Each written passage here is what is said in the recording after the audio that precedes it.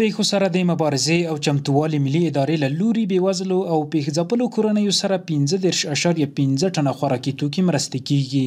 دغه مرستې به په هیواد کې په اړمنو او هغه کورنیو چې په طبعي پیښو کې زیانمنې شوې وي ویشل کیږي. یا د مرستې نن په رسمي توګه یا د ادارې ته په روسیه کې میشت افغان سوداګرو استازي له لوري د ځانګړو مراسمو په ترڅ کې په کابل کې وسپارل شوې. د افغان بزنس سنټر مسؤل چې حاجي نظر شاه نومیږي په پیالن په روسیه کې دی. د افغانستان یو تاجر دی چې نماینده هم دا د زموږ سره ولاړ دی. نو دوی دلته د افغانستان د بېوزله او مظلوم ولس لپاره زموږ د لارې د حوادثو د لارې د مسکینانو سره کومک دلته اوس موږ ته راوړی دی چې ټوله 15 ټنه مواد دي. په دغه بشري مرستو کې 1500 بورۍ اوړه، 200 بورۍ وریجې او 3 ټنه مایع غوړي موجود دي چې په کابل کې د ملي پراختیا په ګودامونو کې له پیښو سره د مبارزې او چمتووالي ملي ادارې ته وسپارل شول.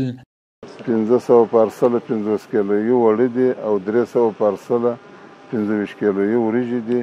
600 بوتله 15 لیټرې غوړي دي. دا دلته زموږ د لارې د مسکینانو سره کومک کړی دی. نو موږ خیر مقدم ورته وایو او خدای پاک دې اجر ورکړي او د نورو تجارانو څخه هم دغه خواهش دی چې د مسکینانو سره کومک وکړي. موږ سره مؤسسې چې دي هغه اکثره مؤسسې هلته اقتصاد وزارت ته چې ورسي چې د حوادثو په برخه کې کومک کوي نو هغه موږ ته راس دی او د دې کومک چې دی مطلق دی. نو وایي تاسې اختیار لري د حوادثو په برخه کې یا هر بې بضاعت ته څوک چې د هغه سره تاسې د زموږ مواد ستاسې د لارې وویشي.